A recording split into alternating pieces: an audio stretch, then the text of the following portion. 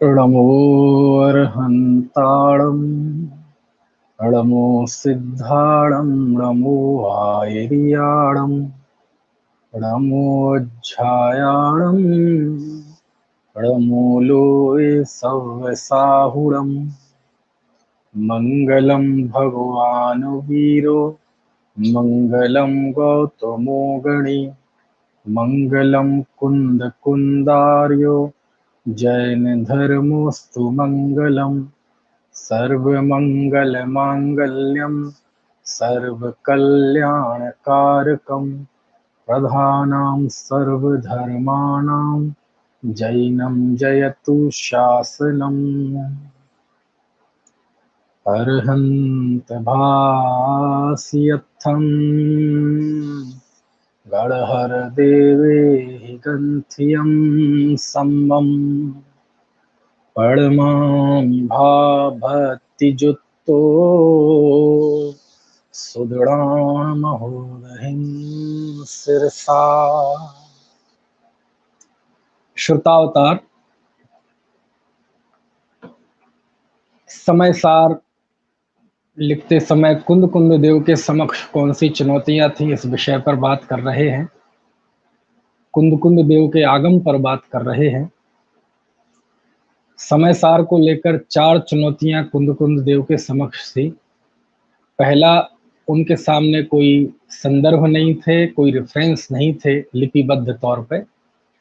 दूसरा, जो था, जो उपलब्ध आगम था, वह भी उनकी विरुद्ध विवक्षा का था। विरुद्ध विवक्षा से आशय यह है, विरुद्ध नहीं, विरुद्ध विवक्षा का, विरुद्ध अपेक्षा का। तीसरा, लोगों की छल ग्रहण करने की प्रवृत्ति। और चौथा, अनादिकालीन पर्याय मूढ़ता। तो हमारी बात जो चल रही थी वो तीसरे बिंदु पे चल रही थी कि जीवों की छल ग्रहण करने की प्रवृत्ति, ये कुंद कुंद देव के समक्ष बहुत बड़ी चुनौती थी।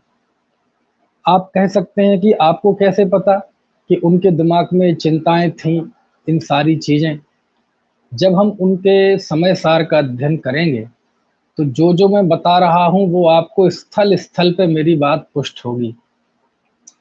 जब वह 5वीं गाथा में समय सार लिखने का अपना उद्देश्य बताते हैं, अपना एक विजन बताते हैं, अंतर्दृष्टि बताते हैं कि आखिर हम समय सार में क्या बताएंगे, उसमें उन्होंने लिखा था, तम एयत्त बेहत्तम दाये हम अब पड़ो सभी वेण जदि दायेज पमाणम चुक्केज छलमण घेतब्बम।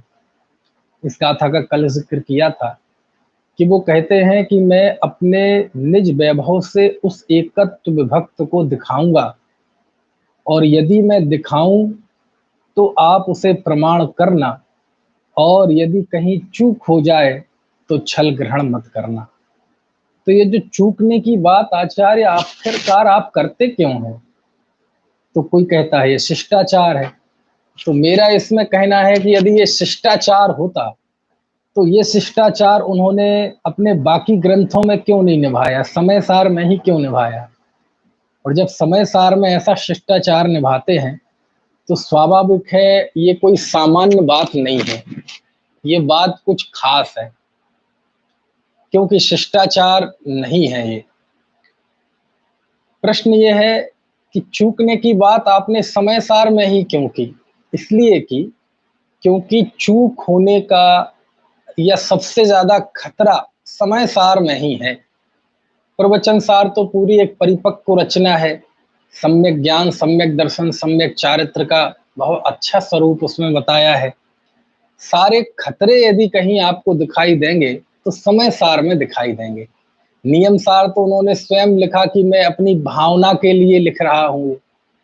पंचास्तिकाय में अस्तिकायों का वर्णन है और बड़ा परिपक्व वर्णन है, उसमें कहीं कोई खतरा है नहीं। अष्टपाहुड़ में जो 8 पाहुड़ संकलित हैं वो 8 ग्रंथ हैं अलग अलग, है ना?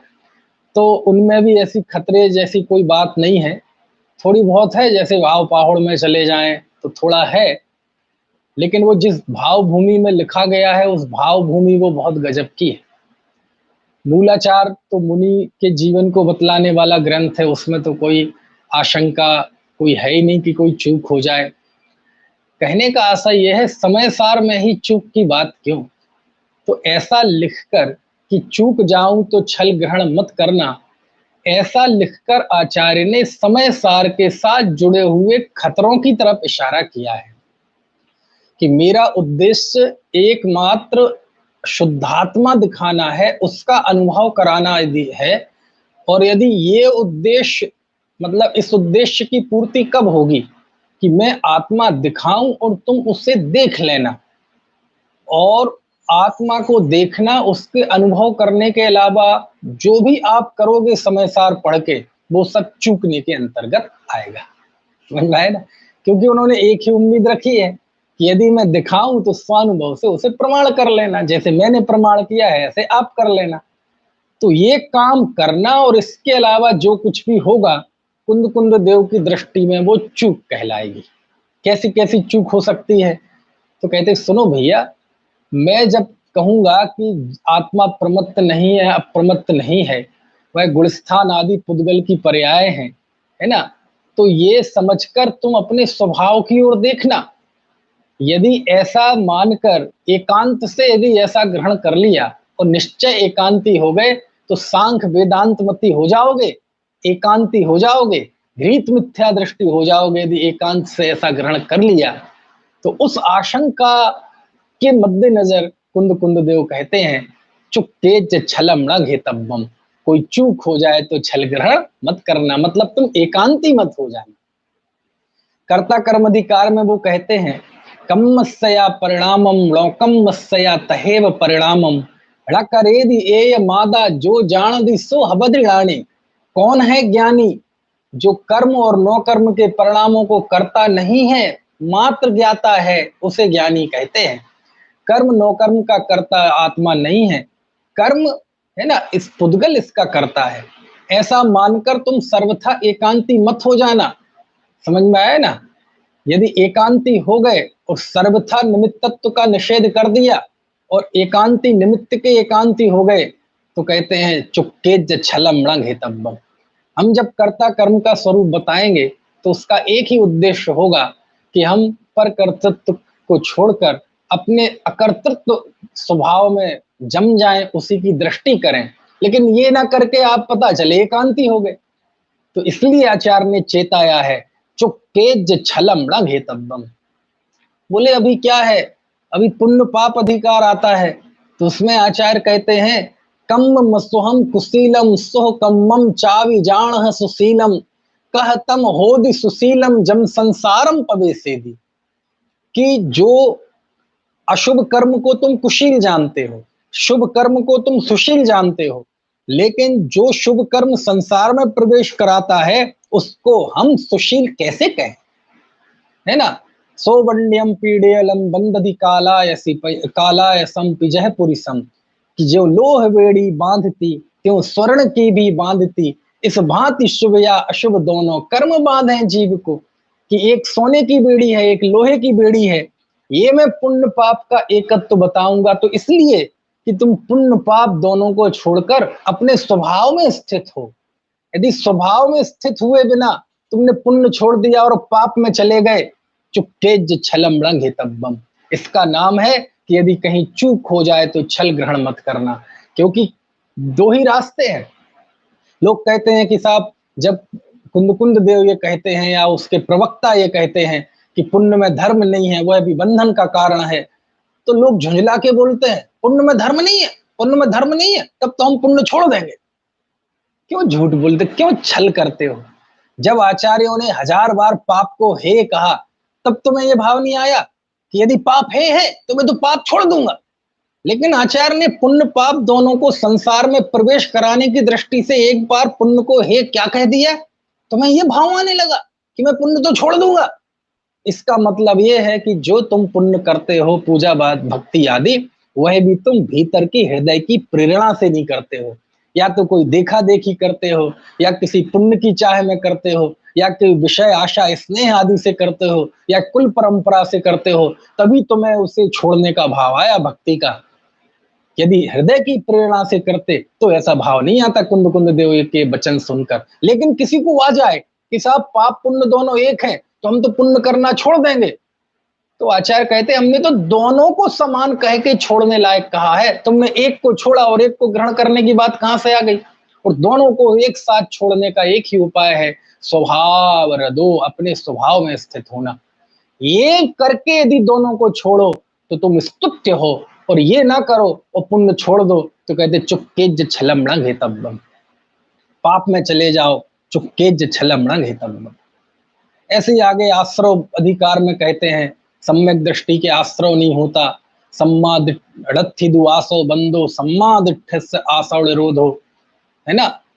है निर्जराधिकार में कहते हैं कि उपभोग मिंदिये हिम दब्बाणम चेदनाणम मिदराणम जम कुणदि सम्मिदिठ्ठि तम सब्बम निर्जरण मित्तम, कि सम्यक दृष्टि जीव अपनी इंद्रियों के द्वारा जो भी चेतन अचेतन पदार्थों का उपभोग करता है वह सब निर्जरा का निमित्त होता है। तो बोले वो ये बढ़िया बता दिया आचार्य कि भोग से निर्जरा होती है, तो बढ़िया है, जो कम भोगेगा वो कम निर्जरा होगी, उसके जो ज्यादा भोगेगा वो ज्यादा निर्जरा होगी, और जो भोगते ही जाएगा तो भोगते भोगते एक दिन मोक्ष हो जाएगा। बढ़िया है, कोई त्याग तपस्चरण संयम की आवश्यकता ही नहीं है।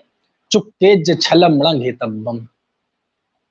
बहुत खतरे हैं समय सार के साथ, ये सारे समय सार के साथ जितने भी खतरनाक चीजें जुड़ी हुई हैं उन सब की तरफ इशारा है इस पद में। किसमें? चुपके छलम हेतव्यम में। बात समझ में आ रही? जब हम कह रहे हैं कि सम्यक दृष्टि के भोग से निर्जरा होती है, तो ये कौन कह रहा है? ये भोग के त्याग करने वाले योगी कुंद कुंद देव कह रहे हैं। कहते हैं जब सम्यक दृष्टि भोग करता है तो हमें उसकी अंतर्दृष्टि की महिमा बतानी है, उसके भोगों का पोषण नहीं करना है।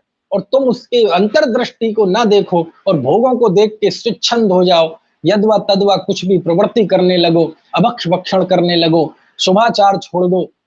कहते चुपके छलमणग हेतव्यम। इतना ही थोड़ी, आगे बंद अधिकार में कहते हैं आचार्य कि कोई ये मानता है कि मैं किसी को मारता हूं, या कोई ये मानता है कि मैं किसी को बचाता हूं, वह मूर्ख है, अज्ञानी है। समझ में आया ना? जो मन्नदी जे हिंसामी हिंसे जामिया परे ही सत्ते ही सो मूड़ो अन्नाणी राणी एतो विपरीत। और ज्ञानी इससे विपरीत होता है।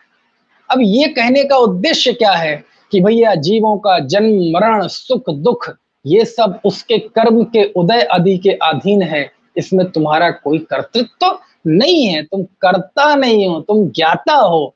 कोई अपने ज्ञाता स्वरूप को जाने बिना यही मान ले कि जब मैं किसी को सुख दुख का करता नहीं हूं तो मैं क्यों अभक्ष भक्षण छोड़ूं, मैं क्यों किसी जीव को बचाऊं, मैं क्यों पानी छन्ना पीऊं, क्योंकि जब मैं किसी को मारता बचाता नहीं हूं तो ऐसे काम क्यों करूं। चुपके छलमणग हेतव्यम। यदि कहीं चूक हो जाए तो छल ग्रहण मत करना। इसलिए कुंद कुंद देव ने समय सार में ये लिखा, क्योंकि समय सार के साथ इतने खतरे जुड़े हुए हैं। अभी यही थोड़ी, अभी मोक्ष अधिकार में आचार्य मालूम क्या कहते हैं? प्रतिक्रमण आदि विषकुंभ है। प्रतिक्रमण बोलो कितनी पवित्र स्थिति है। प्रतिक्रमण यानी किए गए पापों का निराकरण, अपने किए गए दुष्कृत्यों को मिथ्या करना, उनका पश्चाताप करना, है ना, उनको धोना अपने, है ना, विशुद्ध भावों से। तो प्रतिक्रमण कितनी पवित्र अवस्था है। निंदा गर्हा परिहार विशुद्धि कितनी पवित्र अवस्था है। वो कह रहे आचार्य कुंद कुंद देव कि प्रतिक्रमण जहर का घड़ा है, विष कुंभ है मोक्ष अधिकार में। पडिकरणम पडिसरिणम पढ़ना गाथा। तो हे आचार्य प्रतिक्रमण विष कुंभ है। अरे आप क्या कह रहे हैं आचार्य, आपको कुछ खबर भी है? बोलो हमारे नीचे से जमीन खिसक जाएगी कि नहीं जब हम ये सुनेंगे कि आचार्य प्रतिक्रमण को विष कुंभ कह रहे हैं, जहर का घड़ा। तो कितनी चूक। तो साहब हम तो वैसे ही नहीं करते और आज से सोच लिया कि अब और नहीं करेंगे। कहते चुपके छलमणग हेतव्यम। आचार्य प्रतिक्रमण विष कुंभ है तो फिर ये बता दीजिए लगे हाथ कि फिर अमृत का कुंभ क्या है? तो आचार्य कहते अप्रतिक्रमण ये अमृत का कुंभ है। वाह आचार्य, ये कौन से विश्वविद्यालय से पढ़ के आए हैं आप? कहां शिक्षा दीक्षा ली है आप? प्रतिक्रमण तो विष कुंभ है और अप्रतिक्रमण अमृत कुंभ है, क्या कह रहे हैं आप? कहते सुनो भैया, है। प्रतिक्रमण किसे कहते हैं? पहले आप दोष करो, फिर उसका प्रतिक्रमण करो। हम तुम्हें ऐसे आत्मा में ले चलेंगे कि जहां दूर दूर तक कोई दोष की कल्पना ही संभव नहीं है। उस दशा तक जाने का नाम अप्रतिक्रमण है। प्रतिक्रमण छोड़ने के दो जरिए हैं, या तो पाप में चले जाओ या आप में चले जाओ, दोनों का नाम अप्रतिक्रमण है। तो अमृतचंद देव कहते हैं कि तत्ता जब प्रतिक्रमण को ही वहां विषकुंभ कहा है, तो पाप रूप जो अप्रतिक्रमण है वो अमृत का कुंभ कैसे हो जाएगा? ये सोच कैसे लिया आपने? समझ में आया ना? तो कहते अप्रतिक्रमण यानी निर्दोष आत्मा में जाना, इसका नाम वास्तव में समय सार है। और बोले वहां गए तो ठीक है, लेकिन वो नहीं गए और हम तो सब छोड़ देंगे साहब। चुपके ज छलमणांगे तब बम, इसको कहते हैं। समझ में आया ना? गजब है। चुपके ज छलमणांगे तब बम में कुंद कुंद देव की इतनी चिंता व्यक्त हुई है, इतनी उनके अंदर चिंता है कि कहीं कोई एकांत खड़ा ना हो जाए, कहीं कोई निश्चयाभास खड़ा ना हो जाए, कोई स्वच्छंद ना हो जाए, कोई शुभाचार छोड़ के पाप में ना लग जाए, भ्रष्ट ना हो जाए। और वर्तमान में है ना, समय सार पढ़ने वाले बहुतेरे जीवों के जीवन में जो जड़ता है, जो शिथिलता है, जीवन में विलासता है, उसने कुंद कुंद की आचार्य की इस आशंका को है ना मूर्त भी कर दिया, सही भी सिद्ध कर दिया। कुंद कुंद देव की ये जो शंका है कि ये पढ़ के लोग है ना शिथिलाचारी ना हो जाएं, उनकी इस आशंका को हमने सही सिद्ध कर दिया। समझ में आया ना? तो ये चिंता है, आप सोच लो, चुपके ज छलम न घे तब्बम, कि यदि कहीं चूक हो जाए तो भैया छल ग्रहण मत करना। आपको समझ में आई इस बात की गहराई? एक प्रश्न इस बीच में, अच्छा चूक किससे होगी? आचार्य भगवंत से चूक होगी, समझाने में उनके चूक होगी, बताने में उनके चूक होगी, कि हमारे समझने में चूक होगी? किसके में चूक होगी, समझने में कि बताने में?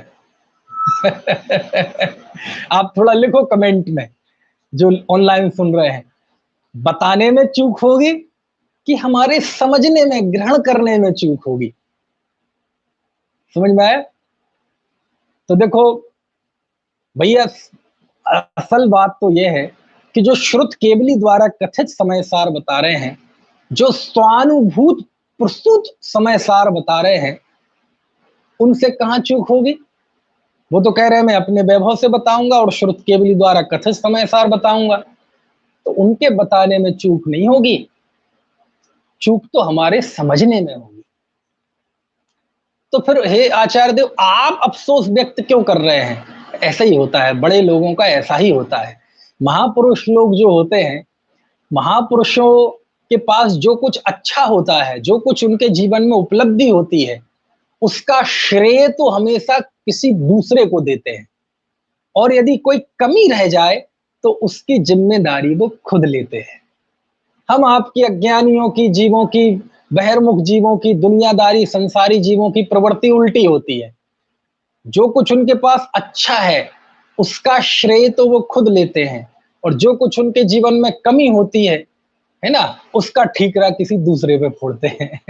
बिल्कुल अलग होती है, ज्ञानियों का इससे उल्टा होता है।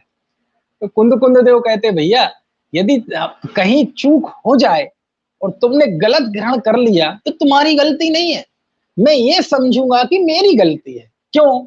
मैंने गलत व्यक्ति को समय सार सुना दिया, ये पात्र नहीं था सुनने का, मैंने गलत व्यक्ति को समय सार सुना दिया, मेरी गलती है। समझ में आया? एक बात बताएं, जब वो भूतबली और पुष्पदंत दोनों ही मुनि जब धरसेन स्वामी के पास गए थे ना, श्रुत पंचमी के दिन मैंने सुनाई थी कथा, तो उन्होंने उनकी मुनि पने की परीक्षा तो हो गई थी, लेकिन फिर भी उन्हें ये परीक्षा करनी थी कि ये ज्ञान ग्रहण करने लायक है कि नहीं। तो उन्होंने, जब वो 3 दिन बाद संग में रहने के बाद जब वो दोनों साधु आए कि साहब ज्ञान प्रदान करना चाहते हैं, तो उस समय उन्होंने उनकी परीक्षा ली कि उन्होंने धरसेन स्वामी ने, और वो मंत्र दिए, और वो एक कानी और एक दांत वाली, बाहर दांत निकले, देवी प्रकट हुई, वो कथा आपको पता है। उस समय धरसेन स्वामी पात्र और अपात्र का विचार कर रहे हैं। सैल घण भग घट ओही, है ना, ऐसी गाथा है। सैल घण भग घट ओही, है ना।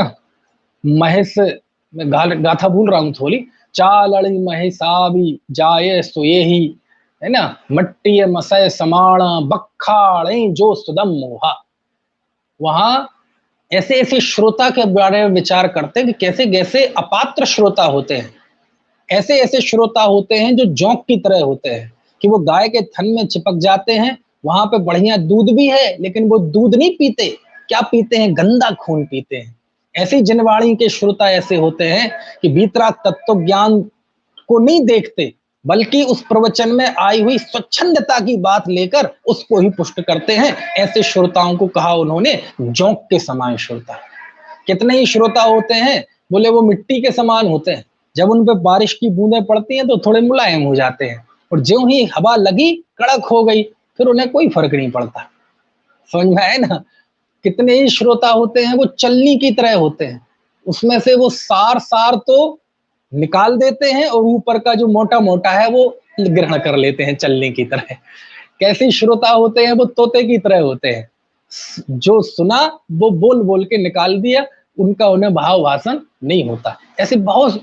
तो कहते हैं कुंद कुंद देव भी सोचते हैं कि यदि मैंने आत्मा दिखाने की कोशिश की और तुमने नहीं देखा, और तुम एकांती हो गए, स्वच्छंदी हो गए, स्वेच्छाचार रूप प्रवृत्ति करने लगे, पाप में चले गए, तो कोई बात नहीं भैया, मेरी गलती थी, मैंने अपात्र व्यक्ति को समय सार सुनाया।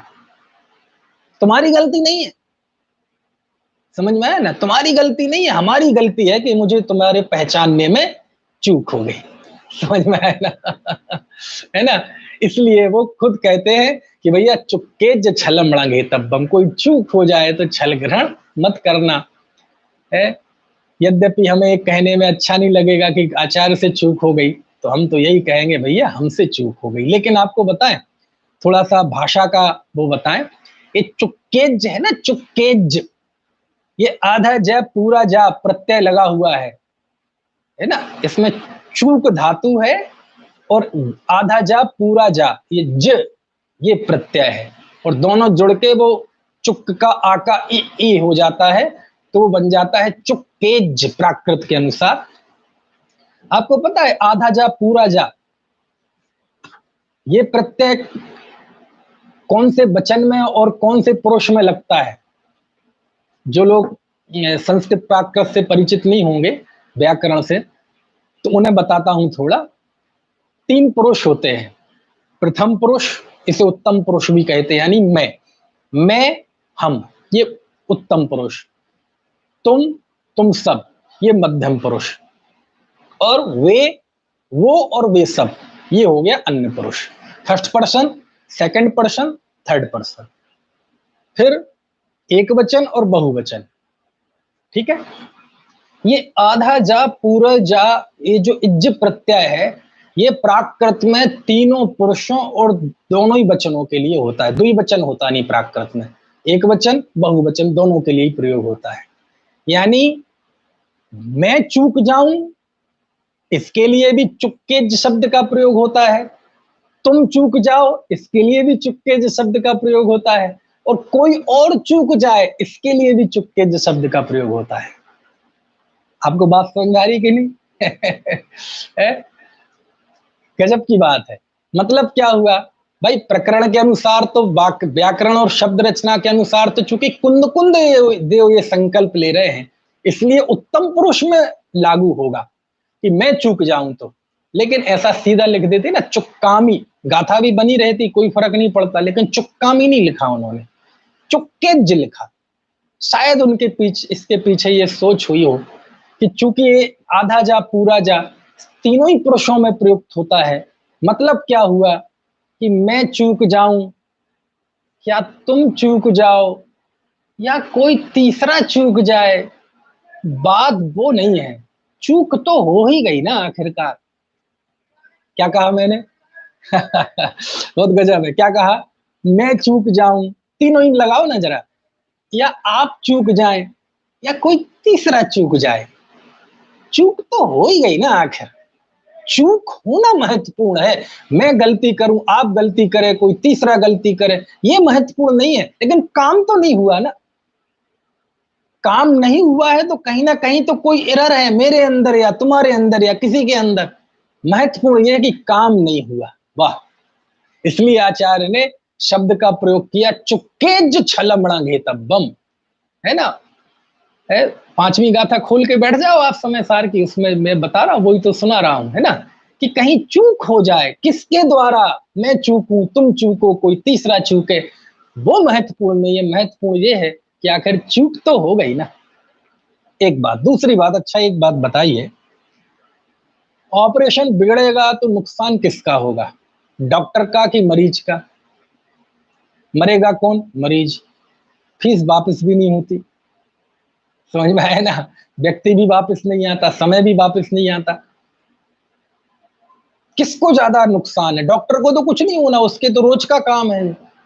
नुकसान किसे होगा? हमें। तो जिसको नुकसान की ज्यादा गुंजाइश, सो जिम्मेदारी भी उसकी ज्यादा है। समय सार में कुंद देव को कोई नुकसान नहीं होना। वो तो वीतरागी संत थे, चारण रिद्धिधारी थे, वर्धमान चारित्र के धारी थे, है ना। जल्दी ही मुक्ति में जाएंगे। लेकिन यदि चूक हमारे अंदर हो गई, हमने गलत समझ लिया समय सार को, तो नुकसान हमारा होने वाला है। कुंद देव का कोई नुकसान नहीं होने वाला। इसलिए जिम्मेदारी भी किसकी ज्यादा है? जिम्मेदारी भी हमारी ज्यादा है। समझ में आ रही बात कि नहीं? गजब है भैया। मैं तो इस पे बहुत आनंद आता है, इस विषय पे चर्चा करने में। इस पे मेरे स्वतंत्र व्याख्यान भी हैं, यूट्यूब पे पड़े हुए हैं। समय सार पे पहली गाथा से लेके बिल्कुल पूरे क्रमबद्ध व्याख्यान यूट्यूब पे पड़े हुए हैं। पहली गाथा, वहां से सब सारी बातें मैंने बताई हैं, और गाथा से गाथा। टीका का उपयोग नहीं किया, क्योंकि टीका में बहुत विस्तार हो जाता है, विशेषण, लंबी लंबी बातें, और कई बार मूल विषय भूल जाते हैं कि गाथा में क्या चल रहा था। इसलिए मैंने गाथा से गाथा समय सार लेना प्रारंभ किया था, और मोक्ष अधिकार तक हो गया था। अंतिम अधिकार सर्व विशुद्ध ज्ञान अधिकार बचा हुआ है। और लॉकडाउन जब समाप्त होगा तो उसके बाद वो शुरू करेंगे, क्योंकि हमारे जो स्थानीय साधर्मी है उनके बीच में वो चलाता था।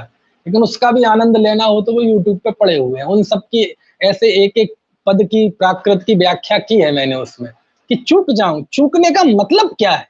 अब तीनों में ही लागू होता है चूकने का। व्याकरण से तो वहां प्रकरण में आचार्य कुंद अपने ऊपर ले रहे हैं, लेकिन अपने ऊपर भी क्यों ले रहे हैं? क्योंकि कोई बात नहीं भाई, मेरी गलती, हमने ही पहाड़ से सिर मारने की कोशिश की, तुम समझाने लायक थे नहीं, तुम बात करने लायक नहीं थे, लेकिन हमने की है, हमारी गलती है ना। लेकिन वो चुक्के जिन्होंने वो जो डाला ना, उससे वो उन्होंने बहुत जनरलाइज कर दिया उसको, कि चूक ना हो जाए, कहीं कोई चूके, मैं चूकू, तुम चूको, कोई तीसरा चूके, कहीं चूक ना हो जाए। और चूक हो जाती है, समझ में आया ना।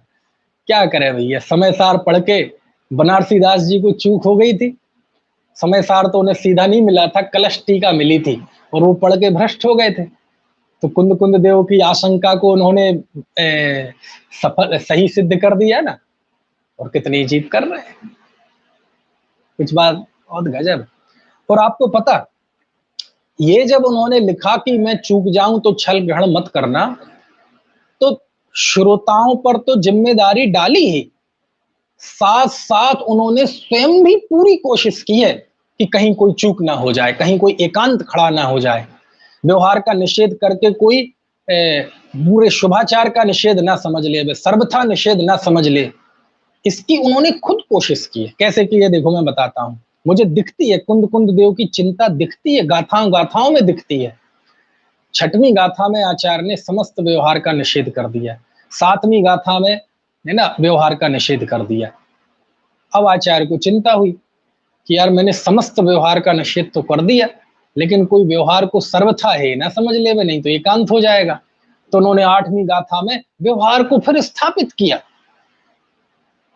जैण अभी सक्कम रज्जो रज्ज भाषा विड़ादु गाहे दुम तह व्यवहारेण विड़ा पर मत्थुव देशण मसक्कम, कि जैसे अनार्य को अनार्य की भाषा के बिना नहीं समझाया जा सकता, वैसे व्यवहार के बिना परमार्थ को नहीं समझाया जा सकता, स्थापित किया।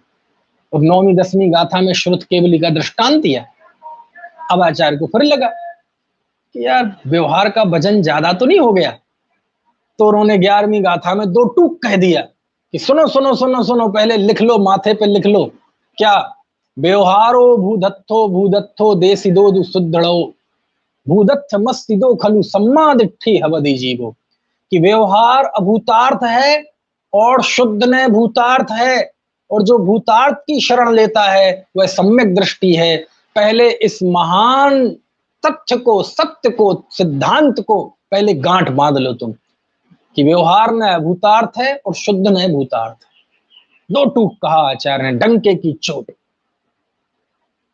और उसे सम्यक दर्शन से जोड़ा कि जो भूतार्थ की शरण लेता है वो सम्यक दृष्टि है। अब फिर लगा कि यार ये कुछ ज्यादा डोज हो गया, ऐसा ना हो चुपके जो छलमणगे तब वाली स्थिति बन जाए। तो फिर 12वीं गाथा में दोबारा फिर व्यवहार को स्थापित किया और कहा जो परम भाव में स्थित जीव हैं, शुद्धोपयोग में हैं, उन जीवों को तो निश्चय न प्रयोजनमान है, और जो जीव अभी साधक दशा में हैं, अपरम भाव में स्थित हैं, उन्हें व्यवहार न प्रयोजनमान है। फिर व्यवहार की स्थापना करने लगे। हे आचार्य देव, थोड़ा रहम करो ना हम पे, दया करो ना हम पे। कभी इस पार, कभी उस पार, कभी व्यवहार, कभी निश्चय, इतने गोते क्यों लगाते हैं आचार्य? बेटा तुम पे दया ही कर रहे हैं। क्या मतलब हुआ? हमें गोते लगाना कोई अच्छा नहीं लगता, लेकिन हम नहीं चाहते कि हमारी तरफ से कोई गुंजाइश रह जाए चूकने की। समझ में आया ना? है? आपने एक छोटा सा दृष्टांत दे दो। मेरे ख्याल से दृष्टांत अभी तक इतने व्याख्यानों में कोई आया नहीं, लेकिन आज मामला चूंकि सेंसिटिव है इसलिए एक दृष्टांत देता हूं छोटा सा। आप किराने की दुकान पे गए, प्रोविजन स्टोर पे, और आपने आजकल तो खैर पता नहीं अभी आपके यहाँ खुले कि नहीं, वैसे किराने तो सभी लॉकडाउन में भी खुले रहे सुबह सुबह। आप गए और कहा भाई 10 किलो चीनी दे दो, ज्यादा तो नहीं हो गई, 5 किलो कर लो, 5 किलो चीनी दे दो। तो उसने अंदर से वो जो कर्मचारी लड़का लाया, कांटा सामने रखा रहता है, तो उसमें एक पॉलीथिन में वो चीनी भर के लाया। एक हाथ में चीनी और दूसरी हाथ में वो खोपचा सा होता है ना, आधा मडगाड़ सा, उसमें थोड़ी सी चीनी रख के लाया। और उसने कांटे पे पॉलीथिन रखी और दूसरे हाथ में वो चीनी लिए रहता है काय के लिए? उसने देखा चीनी कम है, लगभग 200-250 ग्राम, तो उसने उसमें चीनी डाल ली। देखा 100 ग्राम ज्यादा हो गई, निकाल ली। देखा कम हो गई, फिर डाल दी। देखा फिर निकाल ली। ए भाई, तू कर क्या रहा है? कभी चीनी डालता है, कभी चीनी निकालता है। तो सुन बे, ऐसा थूक में यूपी का लहजा आ गया मेरे बोलने में। वो बेचारा कर्मचारी क्या बोलेगा ग्राहक से? सुन बे, सुनो भैया, मैं ये कोई वर्जिश नहीं कर रहा हूं, मैं कोई कब्जे नहीं बना रहा हूं, मैं कोई जिम में नहीं बैठा हूं कि डाल रहा हूं निकाल रहा हूं, मुझे मजा आ रहा है। ना मुझे चीनी डालना अभीष्ट है, ना चीनी निकालना अभीष्ट है। हमें अभीष्ट है एक्यूरेसी। हमें पूरा कांटा बिल्कुल चाहिए, बिल्कुल 5 किलो पे। और जब तक वो नहीं होगा हम चीनी डालते रहेंगे, निकालते रहेंगे, हमें उसमें कोई गुरेज नहीं है। कुंद कुंद कहते हैं हमें कभी कभी चीनी डालता भी हूं, कभी निकालता भी हूं। जब निश्चय का ज्यादा वजन सा हो जाए तो थोड़ी व्यवहार की उपयोगिता बताता हूं, व्यवहार का ज्यादा वेटेज हो जाए तो निश्चय बता। क्यों? हम तुम्हें निश्चयाभासी होने नहीं देंगे और व्यवहाराभासी होने नहीं देंगे और उभयाभासी होने नहीं देंगे और पर्याय मूल रहने नहीं देंगे। यदि तुम समय सार पढ़ के पर्याय पर्याय मूल हो गए, बहिरात्मा ही बने रहे, तो तुमने क्या समय सार पढ़ा? समय सार पढ़ के एकांती हो गए, निश्चय के एकांती, तो तुमने क्या समय सार पढ़ा? व्यवहाराभासी होने के तो चांस कम ही है, लेकिन उभयाभासी हो गए तो तुमने क्या समय सार पढ़ा? समझ में आया ना? ये चिंता मुझे दिखती है उनकी गाथाओं में, जब वो ये बार बार गोते लगाते हैं। समझ में आया?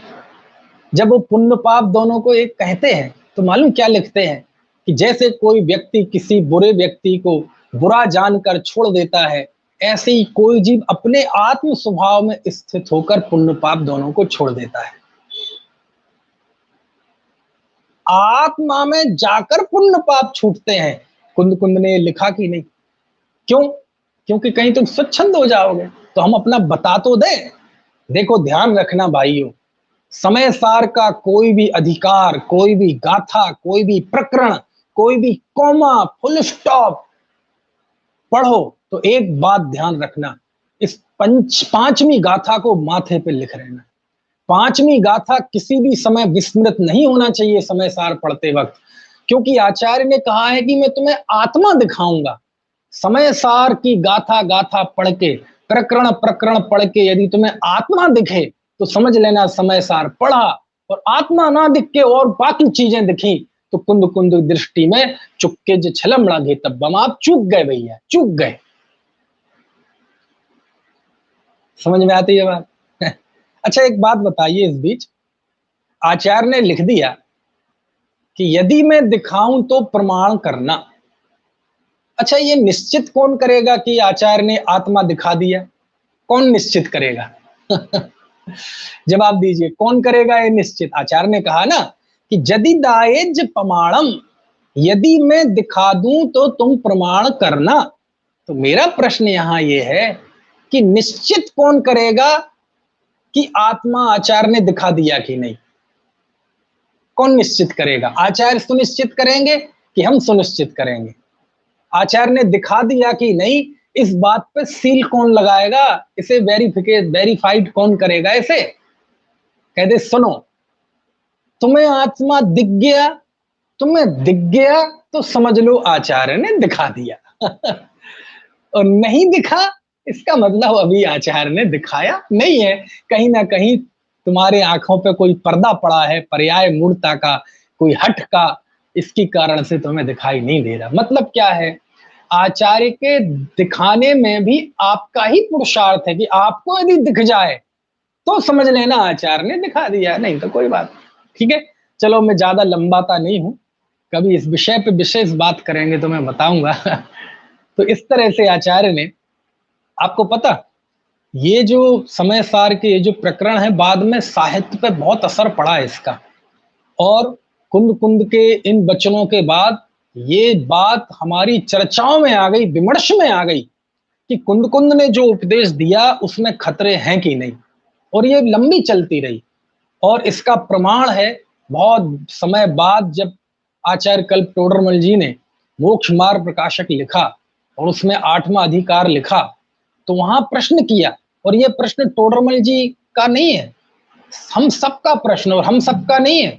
कुंद कुंद आचार्य के समय सार लिखे जाने के बाद हमेशा हर पीढ़ी में, हर काल में ये प्रश्न रहा है।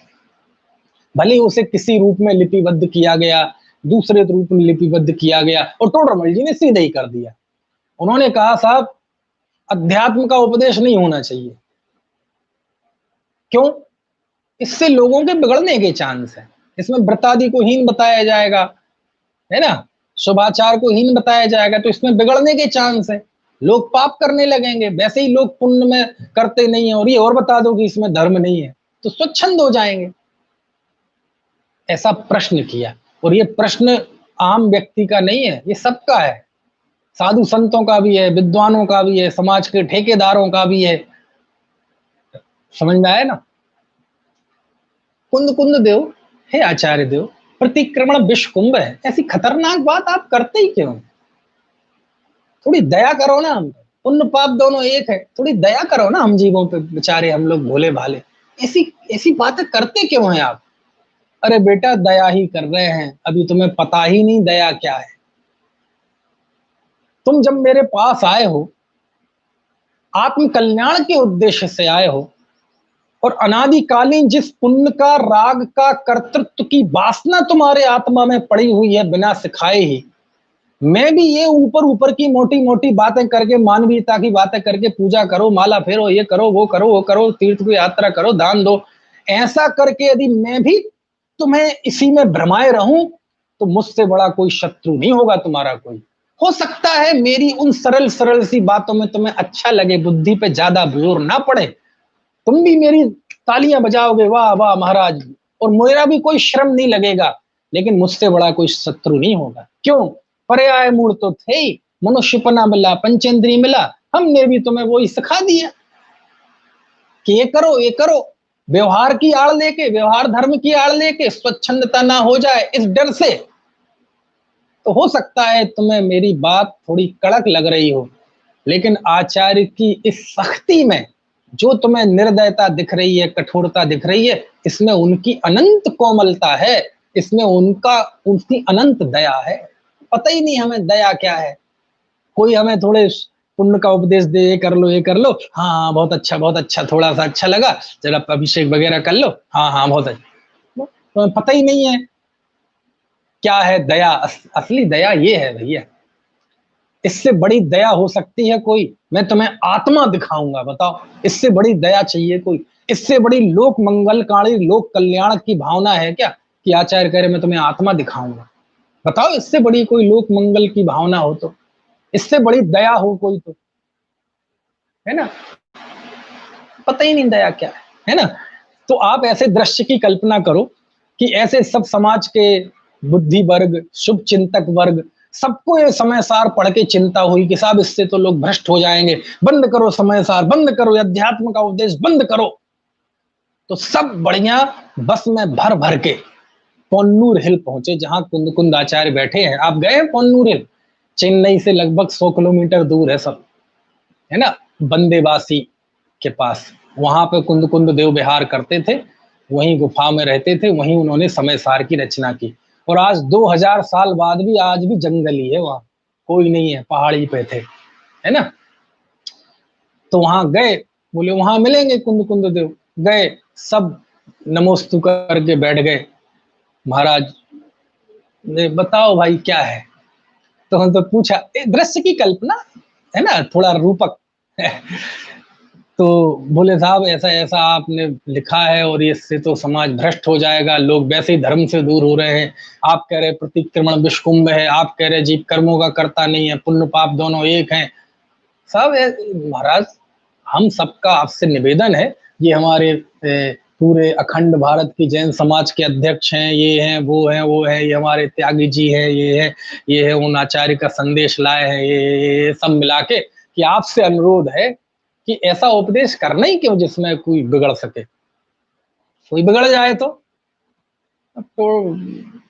आचार्य कुंद कुंद कहे क्या समझाएं, कितना खोल खोल के समझाया है मैंने कि मैं तुम्हें आत्मा दिखाना चाहता हूं, और आत्मा और तुम्हारे बीच में जो जो भी चीजें आती हैं मैंने उन सब का निषेध किया है। जो जो चीजें तुम्हारी पर्याय मूर्ता को पुष्ट करती हैं उनका मैंने निषेध किया, लेकिन कौन समझाए? तो टोडरमल जी बैठे थे वहां बगल में, कल्पना टोडरमल जी कहते सुनो, आचार्य श्री के तो सामयिक का टाइम हो रहा है, इधर आओ, बगल में आओ, मैं समझाता हूं तुम्हें, मैं समझाता हूं, मैं तुम्हें तुम्हारी भाषा में समझाता हूं, समाज के ठेकेदारों। तो उन्होंने कहा सुनो, गधा मिश्री खाने से मर जाए तो सज्जन लोग तो मिश्री खाना छोड़ेंगे नहीं। ऐसे कोई एकाध गधा कोई अध्यात्म के उपदेश को पढ़कर भ्रष्ट हो जाए तो विवेकी पुरुष तो समय सार को पढ़ना, अध्यात्म को पढ़ना छोड़ेंगे नहीं। कितना खतरनाक जवाब दिया। और कहा कि भैया लोक में जो बारिश होती है, ये बारिश तो लोक में मंगलकारी है, इससे फसल होती है, सारी दुनिया में खुशहाली छा जाती है। अब उस बारिश से किसी एकाध का नुकसान हो जाए, किसी एक माँ बहन के बड़ी पापड़ सूखने डले हो छत पे और वो गीले हो जाएं, तो उसकी वजह से तुम बारिश की लोक मांगलिकता पे प्रश्न चिन्ह खड़ा कर सकते हो? ऐसे ही ये अध्यात्म का उपदेश तो लोक मंगलकारी है, इसके बिना आज तक किसी का कल्याण नहीं हुआ। पर्व और प्रभावों से भिन्न अपने स्वरूप की पहचान के बिना आज तक कोई ज्ञानी सम्यक दृष्टि नहीं हुआ, और अब वो हम बता रहे हैं तो तुम कह रहे हो स्वच्छंद हो जाओ। ऐसा जवाब दिया किसने? टोडरमल जी ने। और एक जगह तो कमाल ही कर दिया, 2000 साल की इतिहास परंपरा में टोडरमल जी ने जो ये वाक्य लिखा, ये वाक्य में कितनी दम है, ये अब आप खुद लगाना अंदाजा कितनी दम है। मालूम उन्होंने क्या लिखा? भैया मोक्ष मार्ग का मूल उपदेश तो इन्हीं अध्यात्म के ग्रंथों में है, यदि उनका ही उपदेश बंद हो जाएगा तो होगा क्या? मोक्ष मार्ग ही बंद हो जाएगा। ये बात 2000 साल में किसी ने लिखी, हिम्मत जुटाई यदि किसी ने, तो टोडरमल जी ने जुटाई। क्यों? क्योंकि उनके सिर पे कुंद कुंद देव का आशीर्वाद था। समझ में आया नहीं? तो ये सब बातें हैं। कहने का आशय ये है कि आचार्य ने चूकने वाली जो मुसीबत थी, उनके सामने चुनौती थी, इस तरह उन्होंने उसका सामना किया। अब वो सामना कर पाए कि नहीं कर पाए, ये हम पे निर्भर करता है। यदि हम स्वच्छंद हो गए तो समझ लेंगे तो आचार्य की शंका सही थी, और यदि हम अपने आत्म स्वरूप में, है ना, उसके आस्वादी हो गए तो समझ लो कुंद कुंद देव का आशीर्वाद फल गया। चलिए, चौथी चुनौती थी, सोच रहा हूं आज 2 मिनट में इसे भी पूरा कर दूं, क्योंकि कल फिर हम उनके प्रवचन सार ग्रंथ को समझेंगे, है ना। फिर एक दिन प्रवचन सार, एक दिन नियम सार 85 का है, एक दिन में बाकी पाहुड़, फिर मूलाचार की विषय वस्तु भी समझाएंगे हम आपको, रैण सार की भी समझाएंगे, पूरे कुंद कुंद देव के आगम का अध्ययन हम कर लेंगे। चौथी जो चुनौती थी कि जीव की पर्याय मूलता, ये पर्याय मूलता समय सार समझने नहीं देगी। तो आचार्य क्या कहा, बोले पर्याय मूढ़ता को पुष्ट करने वाली जितनी जितनी चीजें हैं उन सबका निषेध कर दो। मैं गोरा काला हूं, मैं गुणस्थान वाला हूं, मैं मुनि हूं, श्रावक हूं, ये सब पुद्गल की पर्याय हैं। थोड़ा सा शुभाचार करके मैं धर्मात्मा हो गया, पुण्य पाप दोनों एक है। साहब मेरे जीवन में तो अभी बहुत ज्यादा पवित्रता नहीं है, मैं आत्मज्ञानी कैसे हो सकता हूं? कोई बात नहीं, इस स्थिति में भी कोई आत्मज्ञानी हो सकता है ना। सम्यक दृष्टि को आश्रव बंद नहीं होता, जो भोग भोगता है उससे भी निर्जरा होती है। मतलब क्या हुआ कि निराश मत हो। कोई थोड़ा प्रतिक्रमण आदि करता है तो सोचता है कि मैं धर्मात्मा हो गया, तो कहते प्रतिक्रमण विषकुंभ है। कोई जोड़ने करने में मैं मारूं नहीं, मैं सबको बचाऊं, जीवों की दया करूं, इसमें ही जीवन निकाल देता है, तो कहते तुम किसी को मार नहीं सकते, बचा नहीं सकते। कहने का आशय ये है कि आपकी पर्याय मूलता को पुष्ट करने वाले जितनी जितनी बिंदु हैं, आपको और आत्मा इन दोनों के बीच में दूरी पैदा करने वाले, जिस वजह से आपको आत्मा का अनुभव नहीं हो पाता, ऐसी जितनी जितनी मान्यताएं हो सकती थी, कुंद कुंद देव ने पाताल में उतर उतर के उन मान्यताओं को उपस्थित किया और समय सार में उसका निषेध किया। बस यही कर सकते हैं, और क्या कर सकते हैं। और संकल्प लिया कि मैं आत्मा दिखाऊंगा। कोई समझाने वाला जितना मैक्सिमम कर सकता है, कुंद कुंद देव ने वो किया। मानो जैसे पर्याय मूलता को पुष्ट करने वाली जितनी चीजें थी, एकदम उस पर सर्जिकल स्ट्राइक कर दी।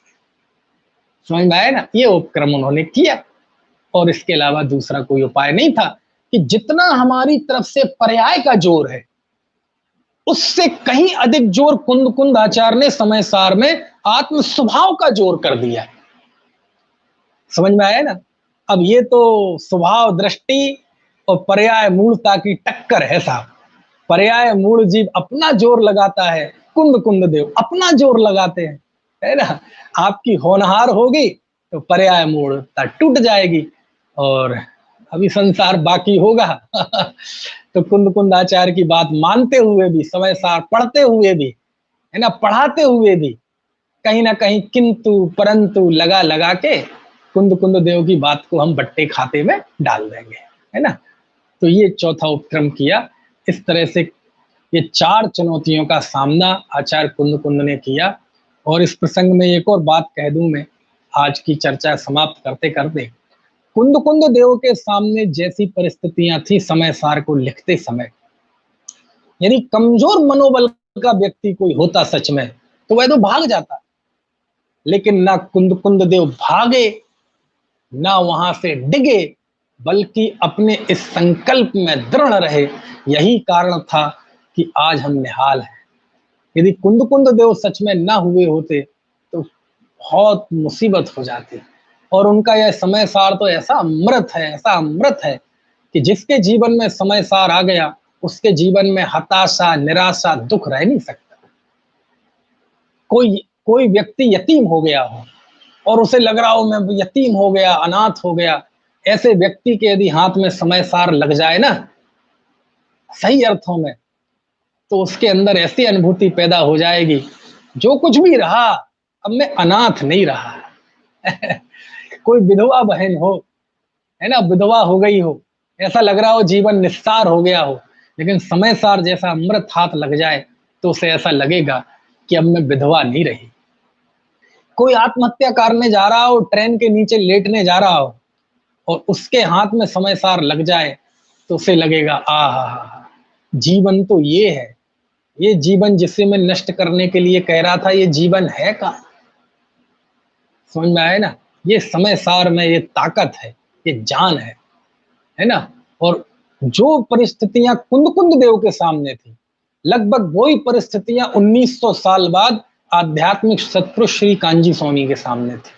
उनको भी वही सामना करना था, उन्हें भी यही सामना करना था, लेकिन ना कुंद देव पीछे हटे, ना गुरुदेव पीछे हटे। तो यही कारण है कि आज इस द्वितीय श्रुत स्कंद की एक फली फूली परंपरा आज हमारे बीच में मौजूद है। अन्यथा है हम सब तो खाली हाथ ही रह जाते, वो ही गिनते रहते 108 148 प्रकृतियां, 108 कर्म, और वो इस गुण स्थान में इतना इतना इतना, ये कह करके थोड़ी कषाय की मंदता हो जाती, थोड़े से व्रत आदि कर लेते और बस ऐसे ही जो खत्म हो जाता काम, है ना? तो समय हो गया है और आगमों की चर्चा कल से प्रारंभ करेंगे।